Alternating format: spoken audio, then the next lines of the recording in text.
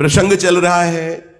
गरुड़ जी महाराज महामहिम श्री काकभूषुंड जी से कहते हैं, भगवान वैसे तो संशय नहीं रह गया, पर स्वामी मैं एक बात आपसे पूछता हूं कि आप इतने बड़े ज्ञानी हैं, इतने महाभागवत हैं कि जिनके दर्शन मात्र से मेरा भ्रम नष्ट हो गया। गरुड़ महाज्ञानी गुणराज, फिर आपने कौवे का शरीर कैसे प्राप्त किया? क्योंकि इतने बड़े ज्ञानी महात्मा, इतने बड़े महाभागवत, बार बार गरुड़ जी प्रणाम कर रहे हैं काकभूषुंड जी को, आपको कौवे का शरीर कैसे प्राप्त हुआ? आप काक रूप में क्यों हैं? और स्वामी ये जो आपने भगवान का विशुद्ध महामहिम स्वरूप और चरित्र सुनाया, ये आपको कैसे ज्ञान प्राप्त हुआ? नाथ, मैंने भगवान शंकर से सुना है कि महाप्रलय में भी तुम्हारा नाश नहीं होता, सब नष्ट हो जाते, लेकिन आप यथावत बने रहते हैं। और भगवान शिव के वचन कभी मिथ्या नहीं हो सकते। इसलिए मेरे मन में प्रश्न आ रहा है कि काक शरीर और इतना ज्ञान, इतनी महिमा भगवान की आप जानते हैं, और आपका ये काक शरीर महाप्रलय में भी नष्ट नहीं होता, ये भगवान शिव ने स्वयं कहा, उसमें तो मुझे कोई संशय नहीं। तो नाथ, बात ये है कि अग जग जीव नाग नर देवा, नाथ सकल जगु काल कलेवा, अंड कटाह अमित लयकारी, काल सदा दुरति क्रम भारी, तुम्हि न व्यापत काल, अति कराल कारण कवन, मोहि सो कहु कृपाल, ज्ञान प्रभाव की जोग बल। हे काकभूषुंड जी, कोई भी नाग, मनुष्य, देवता, चर अचर जीव जब महाप्रलय होता है तो बचता नहीं, सब काल के गाल में चबाए जाते हैं, सब काल का कलेवा हो जाता है। असंख्य ब्रह्मांडों का नाश करने वाला बढ़ा हुआ काल किसी को नहीं बख्शता, पर महाराज भगवान शिव ने कहा कि आपके इस काक शरीर को वो नष्ट नहीं करता। तो ये प्रभाव आपके ज्ञान भक्ति का है या योग का है? ये क्या है कि आपके शरीर को भी काल छूता नहीं है? और प्रभु एक और आश्चर्य हुआ कि आपके दर्शन के पहले ही आपके आश्रम में प्रवेश होती, जितने मेरे प्रश्न थे सबका समाधान हो गया, हृदय में अपार शीतलता हुई। ऐसा क्यों प्रभाव है आपके आश्रम का? प्रभु तो आश्रम आए, मोर मोह भ्रम भाग, कारण कवन सुनाथ सब, कहु सहित अनुराग। हे नाथ, इसका क्या कारण हो सकता है? गरुड़ जी की बात सुनकर श्री काकभूषुंड जी बोले, धन्य है, धन्य है, धन्य है, आप महाभागवत हो, इसीलिए ऐसा प्रश्न कर रहे हो। आपके प्रश्न को सुनकर मुझे बहुत जन्मों की याद आ गई है।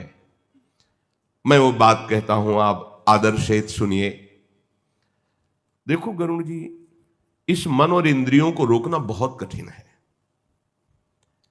अनेक जप, तपस्या, यज्ञ, शम, दम, व्रत, वैराग्य, विवेक, योग, विज्ञान, ये सब दिव्य भागवतिक कार्य हैं।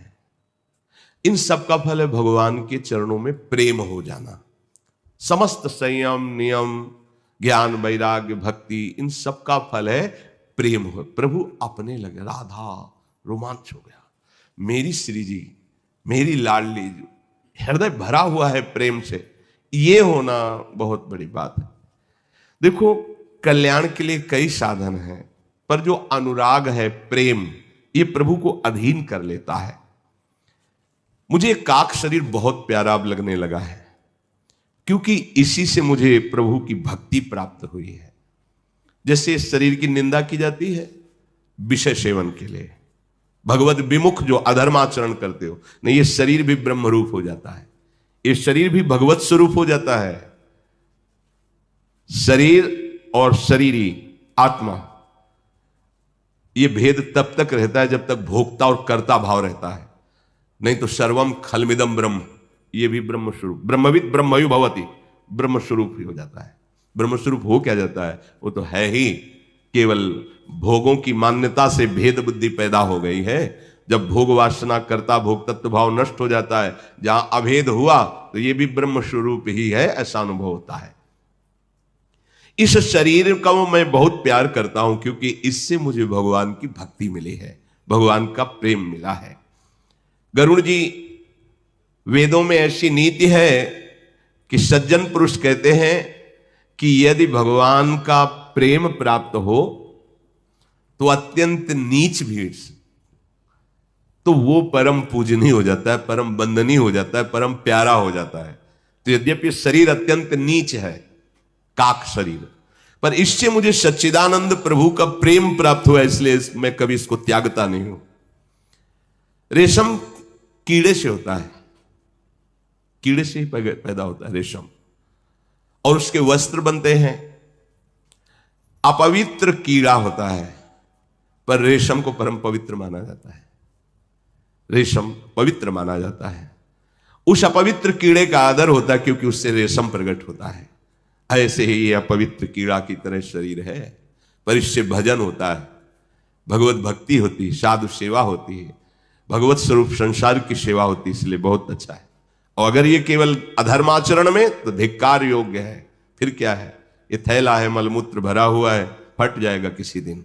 जैसे पानी का बुलबुला अच्छा दिखाई दे रहा है, किस सेकेंड फूट जाए कोई पता नहीं।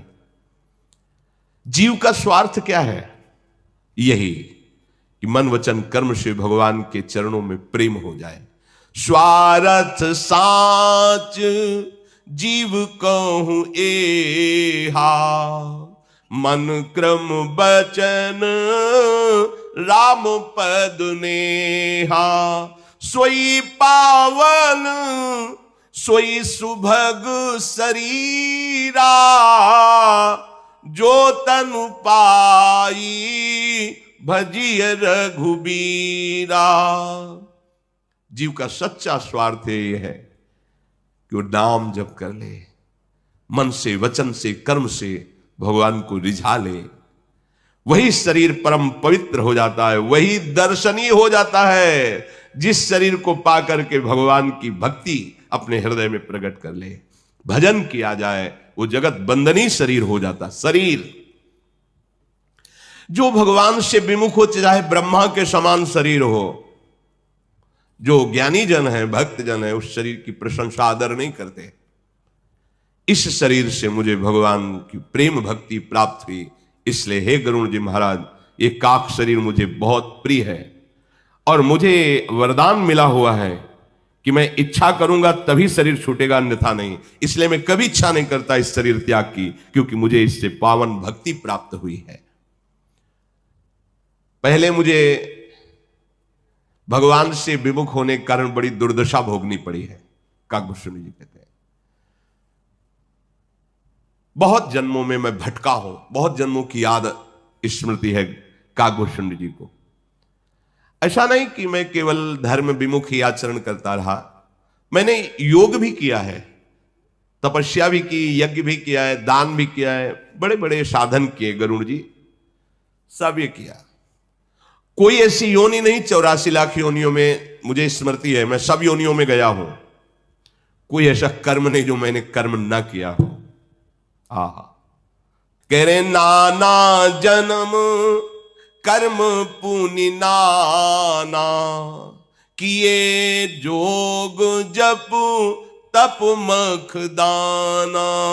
कवन जोनी जन्म्यूं जहां नाही, मैं खगेश भ्रमि भ्रमि जग माही।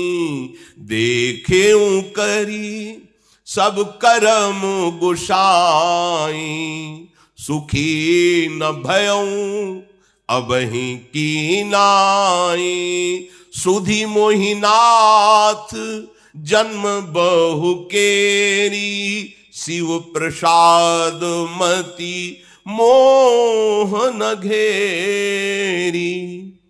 हे गरुड़ जी, कोई ऐसी जीवनी नहीं जिसमें मैं जन्मा ना हो, कोई ऐसा कर्म नहीं जो मैंने किया ना हो, पर आज आपको कहता हूं, भगवान के प्रेम में जो मुझे आज सुख मिल रहा है भक्ति में, वो किसी योनि में किसी कर्म में, किसी लोक में मुझे नहीं मिला। भगवान शंकर की कृपा से मुझे सब याद है, मेरा ज्ञान अबाध है। जैसे 1 महीने पहले जो पहला सोमवार था, आपने क्या खाया? तो बाधित हो गया, समय ने बाधित, काल ने बाधित कर दिया स्मृति को। अभी 4 दिन पहले आप शाम के क्या पाए थे? शाम के 4 दिन के समय काल ने आपकी बुद्धि बाधित कर दी। लेकिन अबाध बुद्धि का तात्पर्य होता है 1 लाख जन्म पहले आप कौन थे, कहां थे, कैसे थे, ऐसे दिखाई दे रहा है जैसे वर्तमान, उसे अबाध बुद्धि कहते हैं। कोई भी बाधा नहीं, न वर्तमान की, न भूत की, न भविष्य की, अबाध बुद्धि। कह रहे भगवान शिव की कृपा से करोड़ों असंख्यों जन्मों का भी स्मरण हमारी बुद्धि में है, वो अबाध है। मैं भी बहुत क्लेशित रहा हूं अनेकों जन्मों में। प्रभु, एक जन्म की बात बताता हूं जहां से हमारा उत्थान हुआ भगवत मार्ग में। उस समय कलयुग ही चल रहा था।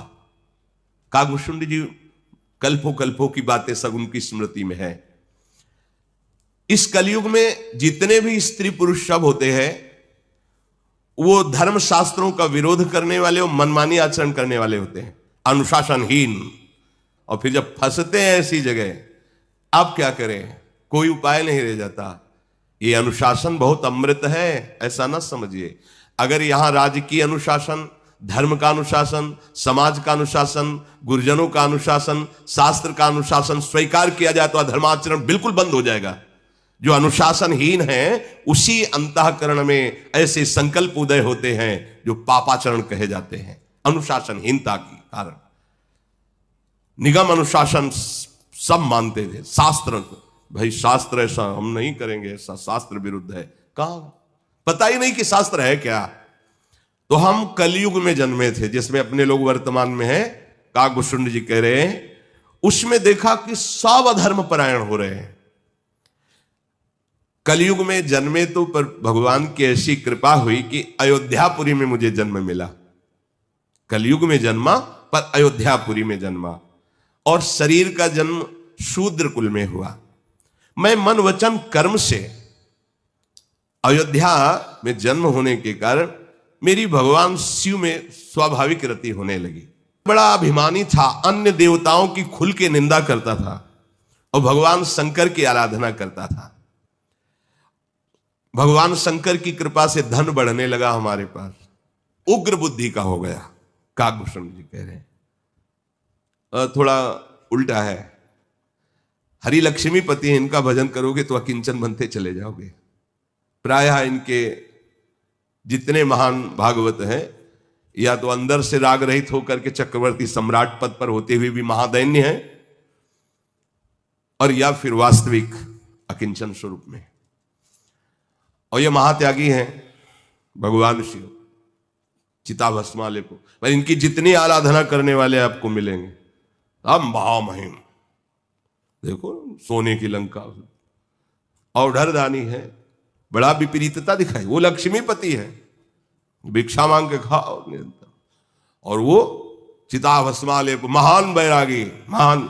एक कमरा नहीं पूरे कैलाश में, एक भी बट वृक्ष के लिए महाराज रहते, बस 60,000 योजन का है वो बट वृक्ष, 60,000 योजन का है बट वृक्ष, जिसके नीचे महादेव जी बैठते हैं। और 6 ऋतुएं अलग अलग डालों में हैं। इस एरिया में तो शरद ऋतु, इस एरिया में बसंत, हर ऋतु उसी वृक्ष के नीचे। तो बोले वो भगवान शंकर की आराधना में लगा तो धन की वृद्धि हुई, तो बहुत उग्र बुद्धि वाला हो गया और बकवास करने में बड़ा प्रवीण। हृदय में भारी अभिमान पैदा हो गया, इतना अभिमान पैदा हो गया। यद्यपि मैं जन्मा परम कृपालु भगवान रघुनाथ जी की राजधानी अयोध्या में, हरि की निंदा करना, देवताओं की निंदा करना, महादेव की उपासना करना और अभिमान युक्त रहना। अवध में रहते हुए भी अवध के प्रभाव से विपरीत, क्योंकि यही दरबार दीन को आदर। शास्त्र पुराणों में गाया गया है कि जो अयोध्या में जन्म हो, अयोध्या में बसे, तो उसे भगवान श्री हरि की भक्ति मिलती है। अवध का प्रभाव जीव तभी जानता है जब अभिमान छोड़कर भगवान के चरणों का आश्रय ले। इसलिए धाम का वृंदावनी ही विधि बसै तज के सब अभिमान, तृणते नीचो आपको जाने सोई जान। गरुण जी बड़ा हृदय हमारा जलता रहता।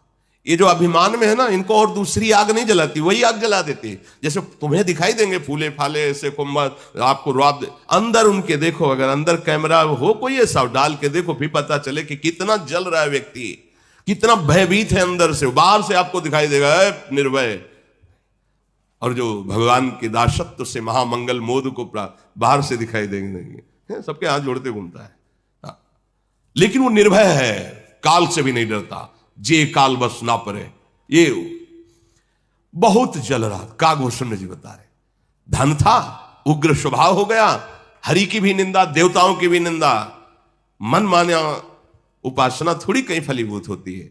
अब हृदय हमारा बहुत जलता, और जिससे मिलता तो सब कलिकाल के जीव मिलते। मतलब गलत सलाह देने वाले, आप देखो ना, गलत सलाह देने वाले आपको बहुत मिल जाएंगे। कोई ऐसा कहना, धन्यवाद भाई, आप तिलक लगाते हो, कंठी बांधते हो, आप वृंदावन जाते हो, सत्संग सुनते हो, नाम जप करते हो, कोई नशा नहीं करते, भाई हमारा तो मन कहता है आपके पैर छू लें। ऐसा कौन मिलेगा? आपका अपमान करके आपको उत्साहहीन करने वाले लाखों मिल जाएंगे, लेकिन अध्यात्म में उत्साह बढ़ाने वाला कोई बिरला ही मिल सकता है। कलयुग का प्रभाव सबके हृदय को मलिन करके धर्म का ह्रास करा देता है। सदग्रंथ लुप्त हो जाते हैं, दंभियों और पाखंडियों का बोलबाला हो जाता है, कल्पनात्मक मार्ग निकल पड़ते हैं। कल्पनात्मक जो सिद्धांत नहीं शास्त्र का, उसके विपरीत है। भाई हमारा तो धर्म यही है, हम तो ऐसे चलेंगे, हमारा मार्ग यही है। बड़े बड़े ऐसे पंथ प्रकट हो जाते हैं जिनका स्वरूप ही दंभ होता है। कलयुग का प्रभाव, सभी लोग मोह के वशीभूत होते हैं। शुभ कर्म तो पाखंड ने हरण कर लिए, दिखाया जा रहा है कि हम ये कर रहे हैं, नाम है शुभ कर्म का, और वो जो शुभ कर्म का नाम लिखा हो उसमें एक भी आचरण शास्त्र प्रमाणित नहीं है। वहां जो शुभ कर्म का अनुष्ठान, केवल कलयुग का जो प्रभाव बढ़ेगा तो ऐसा दंभ प्रकट होता है।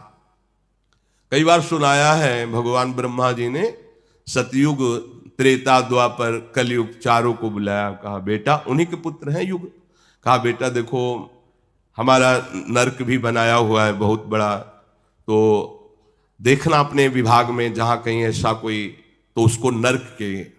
सतयुग ने कहा पिताजी हमारे राज्य में कोई नरक नहीं जाएगा, क्योंकि सब ध्यान परायण, सब हंस वृत्ति वाले, भूल चूक से कोई नहीं, तो हमारे राज्य में तो कोई जाएगा नहीं। त्रेता ने कहा हम बड़े भाई का अनुकरण करेंगे, वादा नहीं करते कि कोई नरक जाएगा। द्वापर ने कहा प्रभु आपकी आज्ञा का पालन करने की चेष्टा करेंगे भरपूर, आप चिंता ना करें।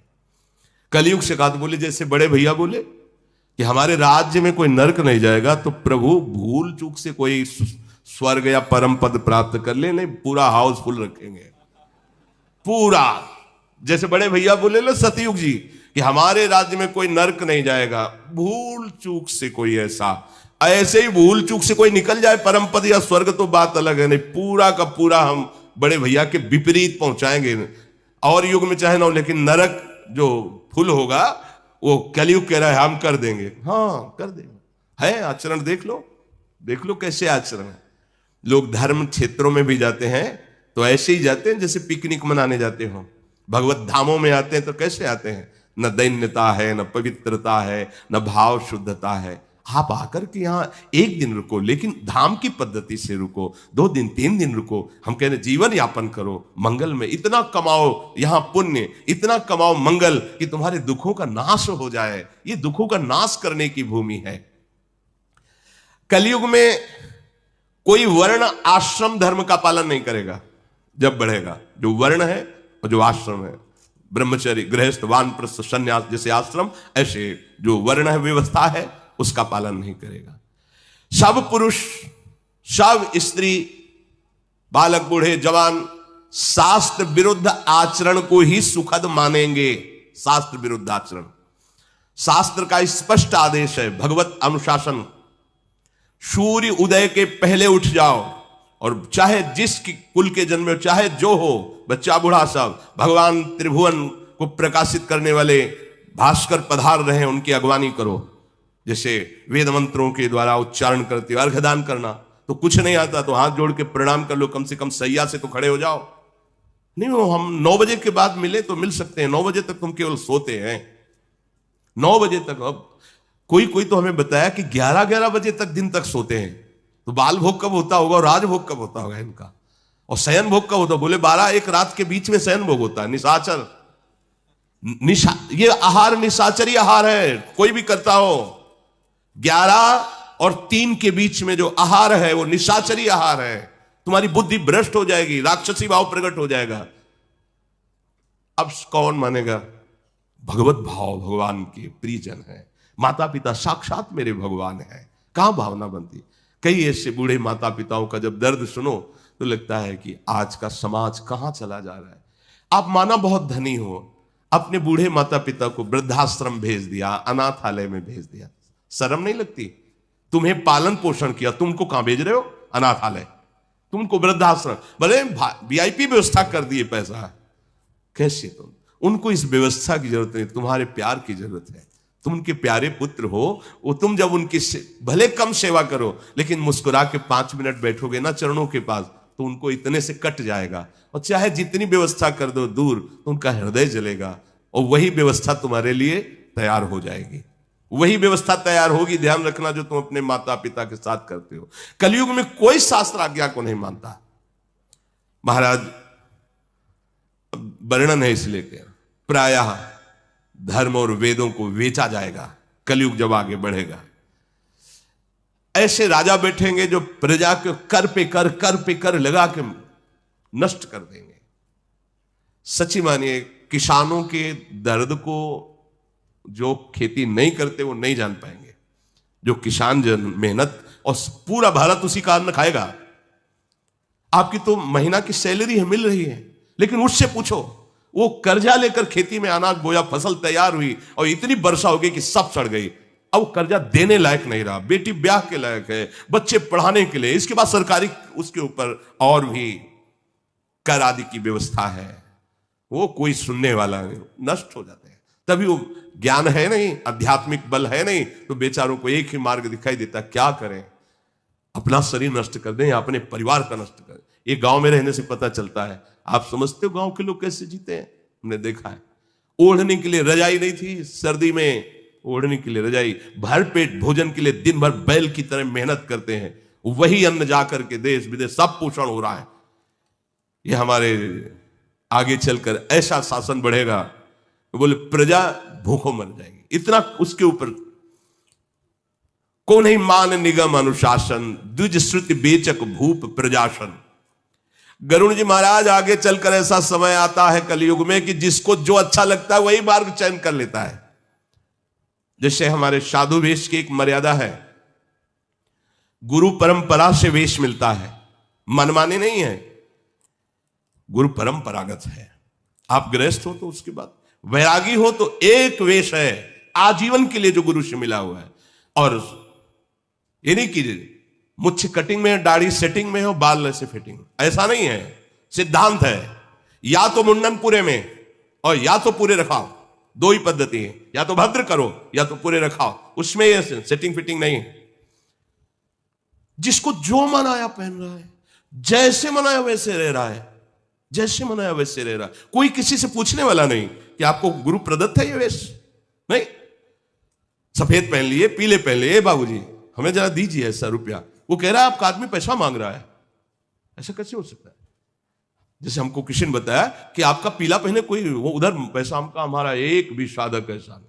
अनुशासनहीनता ही मृत्यु है, भगवत कृपा से ऐसा नहीं है एक भी। तब इनसे कहा कि जो केवल तिलक लगाए दिखाई देते हैं उनसे पूछो किस तारीख को कब आपने दीक्षा ली, नहीं ली तो केवल रज लगाओ, नाम जप करो, चिन्ह नहीं धारण कर सकते। अगर धारण किए तो दंड नहीं है, अपराध है, उसको तुम ऐसे नहीं, उसका दुरुपयोग नहीं कर सकते। तिलक लगा लिए, पीला ओढ़ लिए, 1 घंटा के लिए मार्ग में खड़े हो गए, ओ महाराज जी का स्वास्थ्य खराब, उसके लिए आपको सहयोग करेंगे, ये ऐसा कैसे हो सकता है? कहां है बात सुनी? बोले मार्ग में। तो मार्ग में तो कोई भी कुछ भी कर सकता है। इस क्षेत्र के अंतर्गत कहीं भी कोई किसी भी तरह का इस तरह की हरकत करता पाया जाए तो पक्का समझो वो हमारा विरोधी है, वो भगवत सिद्धांत का विरोधी, वो हमारा अनुगामी नहीं हो सकता, अनुगामी नहीं हो सकता। किसी भी तरह की याचना करने वाला हमारी श्री जी का शरणागत नहीं हो सकता। यहां मंगबो भलो नो बाप सो जो प्रभु राखे टेक, मृत्यु बर्दाश्त है, ऐसे करना बर्दाश्त नहीं। समुझ जाए शरण, समझो हम जिनकी शरण में है, वो क्षण भरन न चिंत कराए, श्री हरिवंश विभव बिलसाई, वृंदावन की माधुरी। थोड़ा जल्दी। ये जो धर्म विरुद्ध वेश धारण कर लेना, धर्म विरुद्ध उद्देश्य बना लेना, ये कलयुग का प्रभाव है। श्री कागभूषण जी कहते हैं, गरुड़ जी महाराज, वेश रचना भी आचार्य परंपरा के अनुसार रखी गई। इसलिए हमारे देखो ना, रामानुजाचार्य, पूज्य श्री रामानंदाचार्य, पूज्य श्री निम्बारकाचार्य, अलग अलग आचार्य महापुरुष, अगर संन्यास में आद्य गुरु भगवान शंकराचार्य, अलग अलग मार्ग में भगवान अवतरित हुए। वेश, चिन्ह, उद्देश्य, परंपरागत मंत्र, उपदेश, ये सब एक बोले ये मनमानी आचरण करके हुए कितने ऐसे लोग दिखाई देते हैं। हम लोगों में ये शिक्षा दी जाती थी कि बनारस में हो, अगर कोई संत मिला, पहले वहां था बड़े बड़े संतों में कोतवाल रहते थे, तो जैसे आप संत संगोष्ठी, तो गेट में बैठे, कुर्सी डाले, दो संत ही खड़े हैं, आपका प्रेम पट क्या है? अब वो सिद्धांत में नहीं जुड़ा हुआ है, परंपरा से नहीं, प्रेम पट। आपका योग पट क्या है? तुरंत कपड़े उतारो, उसको सादे कपड़े दो, दोबारा में काशी में कपड़े पहनने ना दिखाई देना। उससे क्या होता था, ये जो कहते हैं ना कि साधु ऐसे कहे, ऐसे नहीं। अब कोई किससे बोले, कोई कुछ भी पहन ले, कोई कुछ भी बोल ले, हम आपको ये प्रार्थना करते हैं, कहीं कोई विशेष कष्ट में है, आप देख लीजिए, उसकी सेवा कर दीजिए। पर संत ऐसे नहीं होते, आप ये बात समझ लेना, ऐसे नहीं होते। ये हम तुम्हें घोषणा करके कहते हैं, ऐसे नहीं होते संत। संत ऐसे होते हैं, भरण पोषण तुम्हारे द्वारा जिनका भाव होता है, वो विश्वंभर भगवान के दास नहीं होते, वो जगत के भोगों के दास होते हैं। विश्वंभर भगवान के दास ऐसे नहीं कर सकते। एकादशी फलाहार करा दो, वो एकादशी किस काम की जिसके फलाहार के लिए हमें भीख मांगनी पड़े? वो यज्ञ किस काम की जिसके लिए हमें भीख मांगनी पड़े? वो भंडारा किस काम का जिसके लिए हमें भीख मांगनी पड़े? हमारा निरंतर अंदर भंडारा चल रहा है, यज्ञ हो रही, हम प्रति श्वास को भगवान के चरणों में अर्पित करें, इससे बड़ी कोई यज्ञ नहीं। हम प्रतिपल इंद्रियों को भगवान नाम से तृप्त कर रहे हैं, इससे बड़ा कोई भंडारा नहीं। हमारे रोम रोम भगवान के दासत्व से युक्त हो जाए, इससे बड़ा जगत मंगल नहीं। वायु छू के स्पर्श करके पापों का नाश करेगी, समझना है। कागभूषुंड जी, जो जितना दंभ पाखंड कर पाएगा उसे उतना ही बड़ा कहा जाएगा। जो दूसरे का धन हरण कर ले वही बुद्धिमान कहा जाएगा। जो जितना नीच आचरण कर ले उसी का सम्मान होगा। जो जितना झूठ बोल ले, दिल्लगी कर ले, जितना बेईमानी कर ले, उतने गुणवान कहा जाएगा। जो आचारहीन है, वेद शास्त्र का अपमान करने वाला है, कलयुग में वो उसी का सम्मान कहा जाएगा। अशुभेश भूषण धरे भक्षा भक्ष जे खाहि, ते जोगी ते सिद्ध नर पूजते कलयुग माहि। जो अमंगल वेश, अमंगल भूषण, अमंगल खान पान, वही कहे जाएंगे। बड़ा कलयुग का विचित्र तांडव होता है गरुड़ जी। जो अपने आचरण सदैव दूसरों को दुख देने वाले करते हैं, जे अपकारी चार तिनकर गौरव मान्यते, उन्हीं का बड़ा गौरव, उन्हीं का बड़ा सम्मान होता है। मन वच कर्म लबार तेई बक्ता कलिकालम। कागभूषण जी कह रहे हैं गरुड़ जी से कि मन और वचन और कर्म से विषयों में प्रीत रखने वाला और झूठ का बल रखने वाला, जितना वाणी में प्रवीण कहा जाएगा वही वक्ता माना जाएगा। वक्ता का तात्पर्य है शास्त्र की बनाई हुई मार्ग से कभी इधर बिलग न जाए। या तो अपनी अनुभूति, जो तस्मा शास्त्रम प्रमाणम, या शास्त्र वचन, बस उतना ही।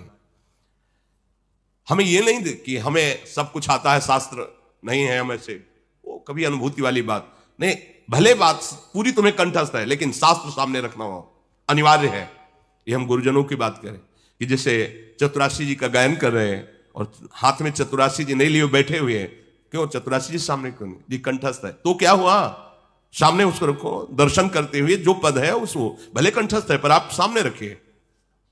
गुरुजनों की वाणी में क्यों में नहीं कहा जाता। ऐसे ही भागवत सामने, वेद जो भी हम ग्रंथ का गायन कर रहे हैं, यश गान, वो सामने रखा है। जो भी बोलो उसी के अंतर्गत बोलो। जिस विषय को लिया है, ये नहीं उत्तर दक्षिण कहां भाग रहे हो कुछ पता नहीं चल रहा है। जो विषय लिया है उसी विषय में ही, उसी विषय को पुष्ट करने के लिए, और शास्त्र सम्मत, साधु सम्मत और हृदय सम्मत तीनों मिलने चाहिए। शास्त्र, साधु और हृदय, तब वो बात परिपक्व मानी जाती है। जो शास्त्र में लिखा है, जो संतों ने अनुभव किया है, वही हृदय में है, वो वाणी अंदर से प्रकट हो रही है। जो मन वचन कर्म से भोगों की चाह रखकर और झूठ पर झूठ, क्या होता है कि सामने वाले को तो पता है नहीं इसका अर्थ क्या है, सामने वाले को पता नहीं। अब वो अर्थ हम अपने मन के अनुकूल कर रहे हैं। शास्त्र का अर्थ मन के अनुकूल नहीं होता। हम वो बात घुमा के ऐसे ला रहे हैं जिससे वासनाओं की पूर्ति हो, ऐसा नहीं। ये कपट है और ये कपट तुम्हारा पतन कर देगा। चौथी भगत मम गुणगन करे कपट तजिगान, भगवान के ये कपट है। सीधा और उसका भाव बोलिए, जो शब्द लिखा है उसको घुमा के और अपनी वासना परक उसका अर्थ नहीं करना चाहिए। सीधे बोलिए शास्त्र क्या बोल रहा है। थोड़ा चोट लगेगी, अगर इसमें लिखा है तो हमारे भी हृदय में चोट लगेगी, गलत है। आपके हृदय में चोट लगेगी तो हमें सुधरना होगा ना। तो सुधरने के लिए तो सत्संग हो रहा है, हम भी सुधरे, आप भी सुधरो। तस्मात् शास्त्रम प्रमाणम ते, जहां हमें कमी लग रही हो हम सुधार करें, जो आप सुन रहे हो आपको कमी लग रही नहीं, ये बोलेंगे तो लोग नाराज हो जाएंगे, फिर बात नहीं बनेगी। तो शास्त्र किस बात का, फिर तो मनोरंजन हो रहा है। शास्त्र मनोभंजन करता है, तुम्हारे मन की अशुभ वृत्तियों का नाश करके भगवदाकार वृत्ति प्रदान करता है। तो गरुड़ जी महाराज को कागभूषुंडी जी उस कलयुग के समय की बात बता रहे जिस समय जन्मे हुए थे। हाँ, तो ये प्रार्थना करें कि जैसे शनिवार रविवार को बहुत भीड़ होती है दर्शन देने वालों लोगों की, वहां से लेकर यहां तक, तो बीच में जो नित्य छोटे छोटे बच्चों को लेकर परिवार के जन खड़े होते हैं, उनसे प्रार्थना है कि वो शनिवार रविवार को बिल्कुल ना खड़े हों। आज मुझे भी बहुत ऐसा लगा कि छोटे छोटे बच्चे जिनसे हम राधे राधे करते हैं रास्ते में, वो इतनी भीड़ थी कि हम बार बार लौट के देख रहे थे कि सुरक्षित अपने माता पिता के हाथ में है कि नहीं तो भीड़, नौजवान लोग बाहर से आते हैं राधे राधे ही सही, पर ऐसा जोशीला स्वरूप प्रकट करते हैं कि कहीं वो बच्चा गिर गया और तो फिर बड़ा असहनीय हो जाएगा। इसलिए हम अपने जनों से प्रार्थना करते हैं कि शनिवार रविवार को प्रायः लगभग ऐसी भीड़ दिखाई देती है, तो जहां वहां ना खड़े हों, अन्य दिनों में दर्शन, क्योंकि छोटे बच्चे हैं, आप अपने शरीर को संभालेंगे कि उस बच्चे को संभाल। अब छोटा बच्चा गोद में ले, किसी का धक्का लगा, सामने गिरा, वो अहित हो जाएगा। इसलिए जो शरीर के वयोवृद्ध जन हैं और जो बच्चे हैं वो ना जाएं भीड़ में, अपने घर के हैं कभी भी दर्शन कर लिए आपस में, और नहीं तो यंत्र है उससे दर्शन कर लिए। कोई अमंगल हो जाए, वैसे महारानी जो सर्वसमर्थ हैं, पर अपने लोग काहे को छोटी सी बात के लिए महारानी जी को अर्जी लगावे कि आप अपना वहां सामर्थ्य दिखाइए, किसी को अहित ना हो। अब हमारे ही चित्त में छो हो रहा था, वो बच्चा जैसे दंडवत, ऐसे 50 लोग दौड़ रहे हैं। अब नौजवान है, वो तो रात भर चल के आए, तो उनको लगता है जय बार दर्शन कर लें, एक बार दो बार तीन, तो धक्का वो अच्छा नहीं, पर नहीं मानेंगे, वो नहीं मानेंगे। अपने लोग सत्संगी हैं, वयोवृद्ध शरीर और छोटे बच्चे, ये प्रायः भीड़ में ना खड़े हों। जिन दिन ज्यादा भीड़ है, कोई उत्सव है, वहां मत खड़े होइएगा, क्योंकि ये शरीर भगवत प्राप्ति के लिए है। कोई अंग भंग हो जाए, कोई हानि हो जाए, फिर हमें अच्छा नहीं लगेगा, फिर आना जाना हमारा मतलब बाधित हो जाएगा। किसी को कष्ट हो, हम ऐसी जगह क्यों जाएंगे? इसलिए आप सावधान। और ये प्रार्थना करें कि हम लोग जितने सेवादार हैं सब आपके ही दास हैं, आपकी सेवा के लिए हैं। अगर आप हमारी बातें नहीं मानोगे, वहां जैसे रोक रहे हैं, जबरदस्ती करोगे, तो हम आपको कैसे फिर सुविधा दे पाएंगे? अब जान रहे आप कितनी छोटी जगह है। अच्छा, यहां किसी से कुछ मांगने जांचने वाला विषय है नहीं, हमारी श्री जी के द्वारा हो। अब हमसे ये कहो कि व्यवस्था करो, देखो भाई, हम ये प्रपंच हमसे नहीं होने वाला। श्री जी ने कर दिया, जितनी व्यवस्था है उतनी में बैठ लो। अब इतने में कितने लोग, 4-5 हजार लोग आते थे, 4-5 हजार में 50 लोग अंदर किए गए, तो जो बाहरी बचे वो तो गाली ही देंगे ना, मन में सोचेंगे कि बाबा जी इनको क्यों बैठा लिया, हमें क्यों, हमें पास जगह नहीं है। आप खुद देख लो, व्यवस्था नहीं है। एकांतिक जहां केवल 15 आदमी बैठ सकते हैं, वो भी जबरदस्ती। कितने बैच आप एकांतिक में रखोगे?